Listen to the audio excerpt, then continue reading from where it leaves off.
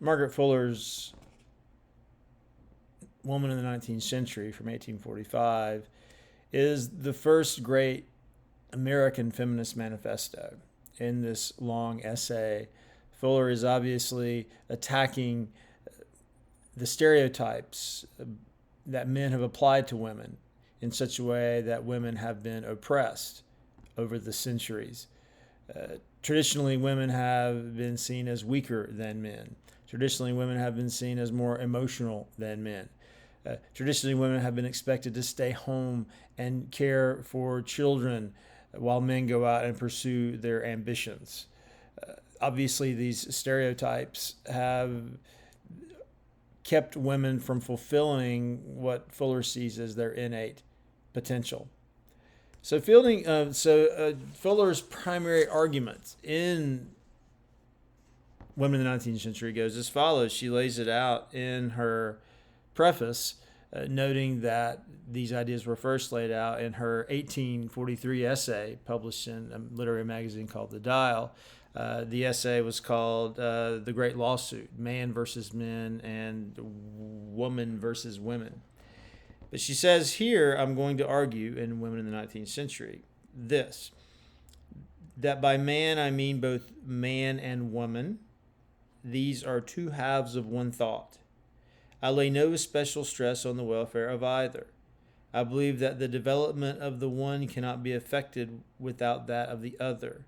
My highest wish is that this truth should be distinctly and rationally apprehended, and the conditions of life and freedom recognized as the same for the daughters and the sons of time, twin exponents of divine thought.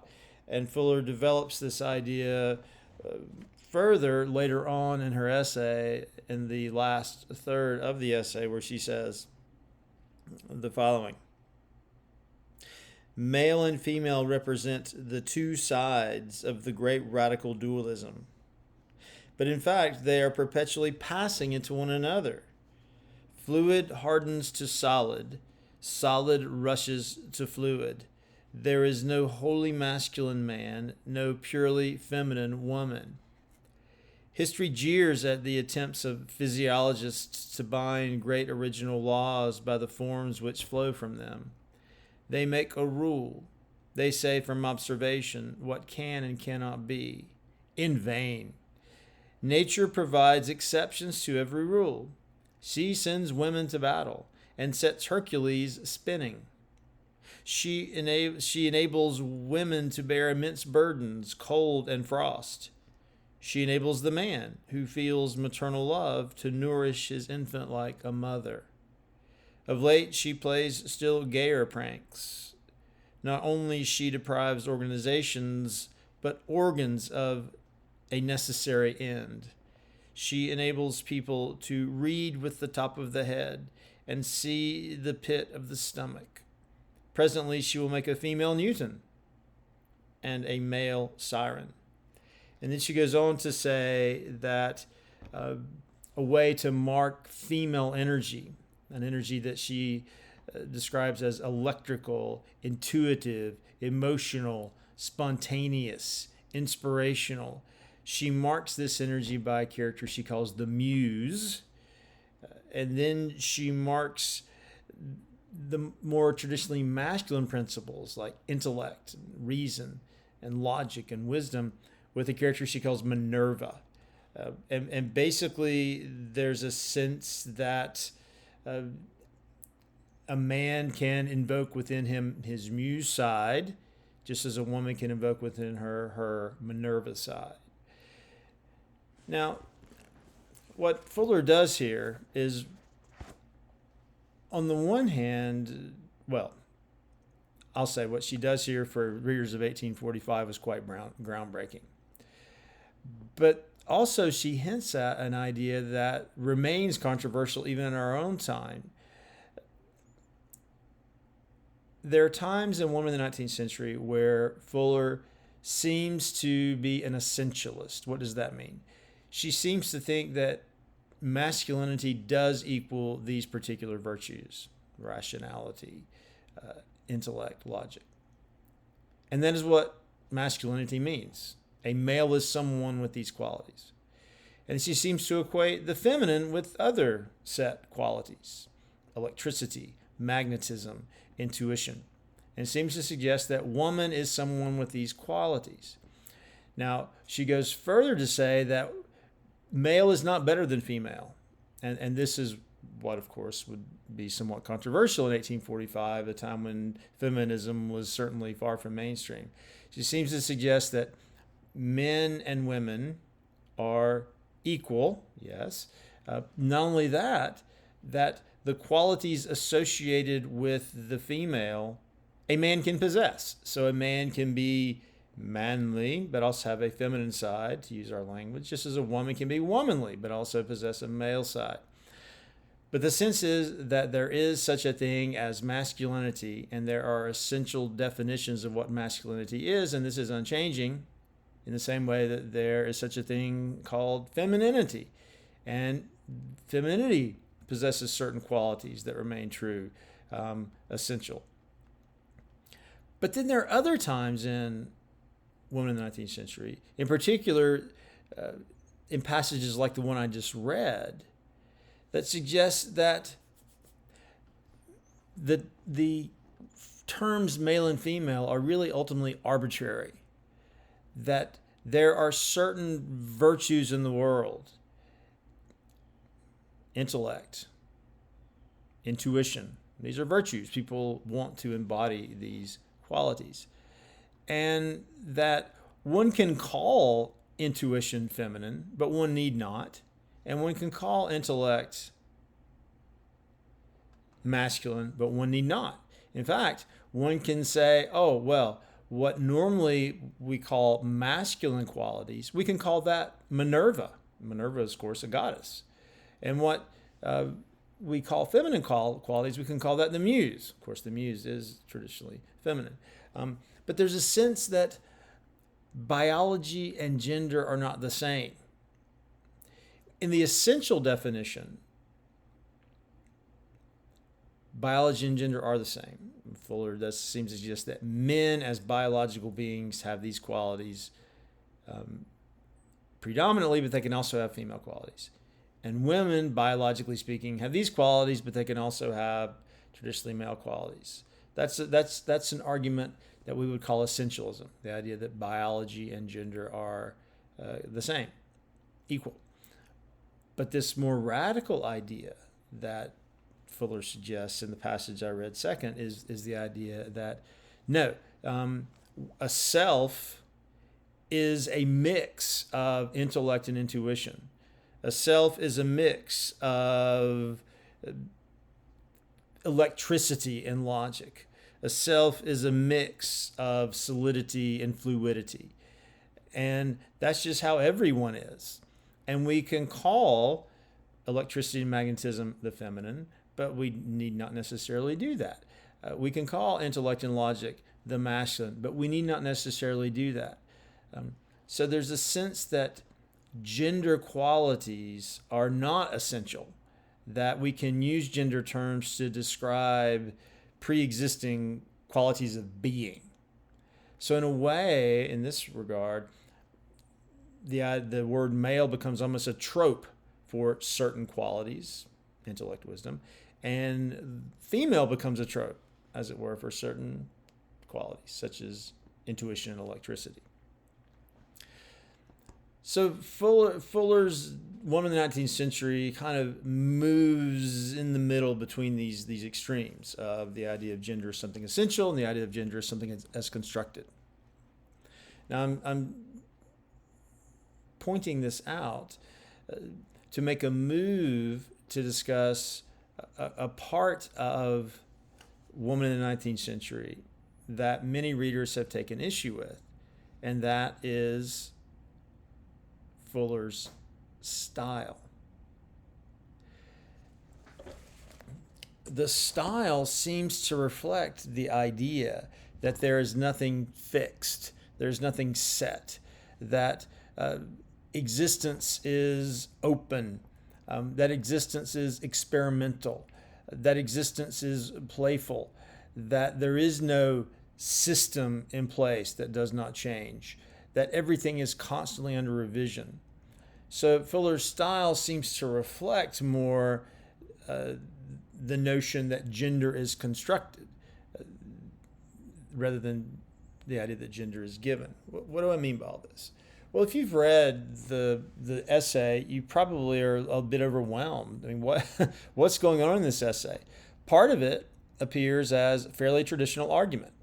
The passages I read, Fuller is making claims and she's providing evidence for them. So there's a sense that that the essay is a kind of treatise, a kind of feminist treatise, even a feminist manifesto, we might say. But what else is it? Sometimes Fuller will stop in the middle of her discussion and create a dialogue between a hypothetical, overly patriarchal male and a woman arguing against him.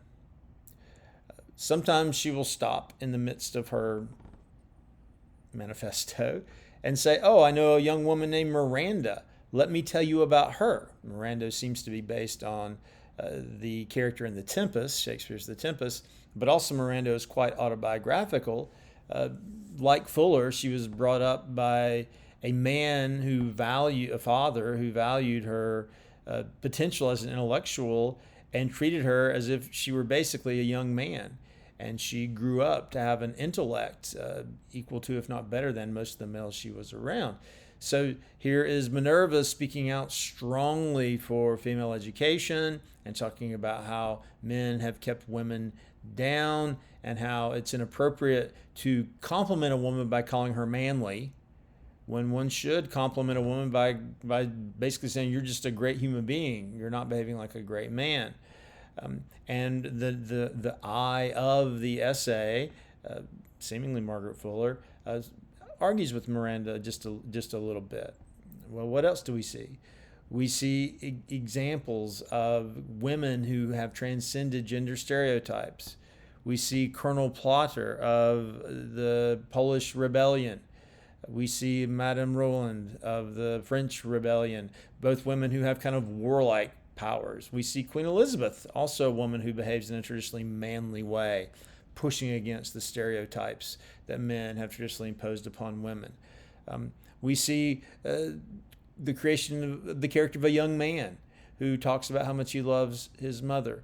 We see long descriptions of other heroes of feminism, such as Mary Wollstonecraft and George Sand. We see a long story of a Native American woman who shows great courage in a world that wants to put her in certain limited roles. We see long excursions describing myth. We see long excerpts from other books. We see long excerpts from Shakespeare. In other words, unlike, say, an Emerson essay, where you have a cogent I who seems to be in charge of the whole essay, unlike an essay like this, there doesn't seem to be an I in control of woman in the 19th century. It is not univocal, having one voice, like, say, an Emerson essay. It is polyvocal, having many voices. So there's a real sense in this essay of no one authority. There's no one authority controlling the narrative. And one might say, as Fuller implies, that this is a masculine mode of rhetoric, the idea that there's a strong I, an exemplary I, who controls the narrative and whom the reader is meant to admire. Whereas Fuller suggests, no, a more powerful mode of expression is collaboration, bringing different voices to bear upon the subject.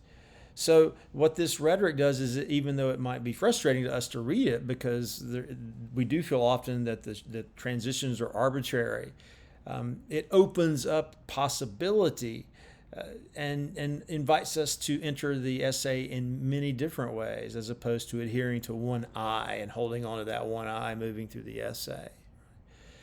So this idea of a lack of a cogent I is also connected to a second quality of Margaret Fuller's rhetoric, and that is, as I intimated a second ago, no sense of logic.